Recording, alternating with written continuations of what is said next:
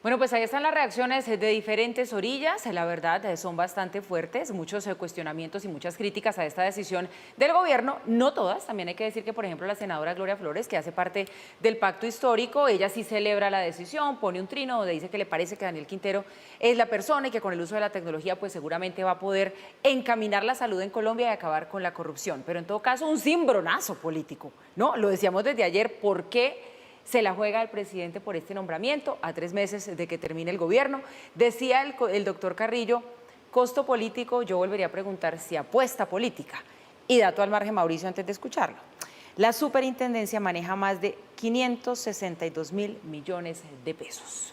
Sí, por supuesto, Paula, que cualquier nombramiento que se dé en un gobierno X, pero en concreto en este, apenas a meses de que haya elecciones, cualquier elección, pero esta en este caso concreto, tiene un tufillo político, porque uno después de gobernar 3 años y medio, un poco más de 3 años y medio, decidir hacer cambios en posiciones estratégicas, claves, para sectores ampliamente perjudicados, como es este sector. Veníamos hablando pues del desastre que es el modelo de la nueva EPS, el modelo de las intervenciones, el modelo del FOMAC, del magisterio. Cuando un sector está en semejante crisis, hacer nombramientos en posiciones estratégicas, cuando ya el gobierno está a punto de salir, sin que se cumplan los requisitos que se esperan pues para esas posiciones, es posible que se cumplan reglamentariamente, pero no en los antecedentes de manejo, pues claramente tiene un tufillo político. Ayer decíamos que este nombramiento se da en una entidad en la cual no se va a entrar a discutir si los casos de corrupción o los procesos por corrupción al doctor Daniel Quintero prosperan, no prosperan. Supongamos que hay presunción de inocencia mientras tanto y dejemos ese tema de lado. Pero en términos de la manera de encarar la Superintendencia de Salud, hay que recordar que la Superintendencia de Salud es la que ejerce vigilancia sobre las distintas entidades del sector. Y en calidad de vigilancia tiene que tener por lo menos 2 condiciones fundamentales. La primera de ellas tiene que ser ecuánime, tiene que ser una entidad ecuánime. Y la segunda, no puede caer en la amenaza de prejuzgar, sino, o en el riesgo de prejuzgar, sino evaluar, mirar cifras, a atender. Pues las primeras declaraciones del doctor Daniel Quintero han ido contra esos 2 principios. Cuando dice, voy a acabar con la cartelización hace referencia a un cartel es una figura que se da dentro de un sector económico en el cual los distintos agentes económicos se ponen de acuerdo para extraer rentas extraordinarias, no compiten sino que se ponen de acuerdo. Uno prejuzgar de esa manera que existen carteles en el sector sin haberse posesionado, sin haber estudiado, sin haber mirado las cifras.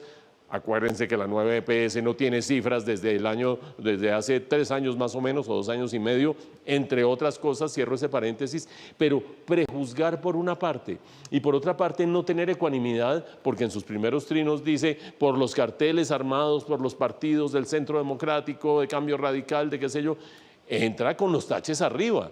Y no me refiero solo desde el punto de vista político, me refiero a la ausencia de equilibrio, objetividad y ecuanimidad que un superintendente debe tener, prejuzgando por una parte y por otra parte manifestando claramente intenciones políticas en todo esto.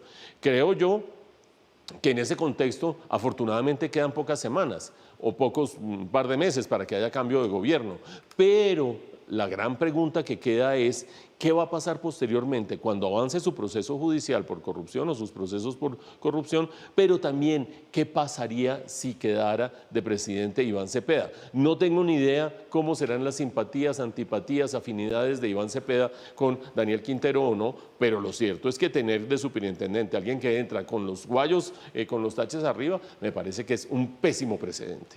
Mauricio, pero ¿sabe qué? Yo le tengo otra gran pregunta. Señora. ¿Será que este nombramiento del doctor Quintero asegura el aterrizaje del exalcalde en la campaña de Iván Cepeda? Porque acuérdese que él está con Roy Barreras, fueron a consulta juntos y él dijo yo lo apoyo hasta el final. Pero pues es que esto ya es guiño en guiño, significa estar del lado del presidente, el presidente pues está con Iván Cepeda. Sí, no, digamos que la primera pregunta de lo que plantea Paula es si se cumple o no se cumple el acuerdo que existía dentro de esa pequeña consulta entre Roy Barreras, Daniel Quintero y algún otro, según la cual los perdedores apoyarían a los ganadores de esa consulta. Evidentemente no.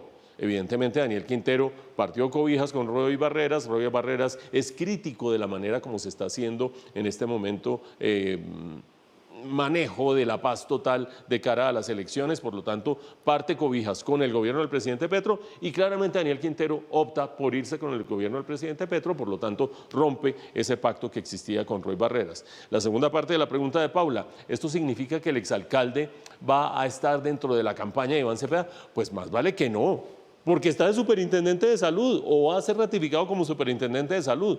¿O qué? Mañana vamos a tener un superintendente de salud blandiendo la bandera de Iván Cepeda para las elecciones. Eso es irregular, ilegal, absurdo, desde el punto de vista ético, además imperdonable. Esperaría yo pues que si se quiere dedicar a tratar de hacer bien su labor en la superintendencia de salud, no salga dentro de su agenda la intención de hacer campaña política por nadie, ni siquiera por el candidato del pacto histórico. Pero usted sabe, Mauricio, que hay apoyos que a veces no necesariamente son tan públicos. Sean tácitos, sí.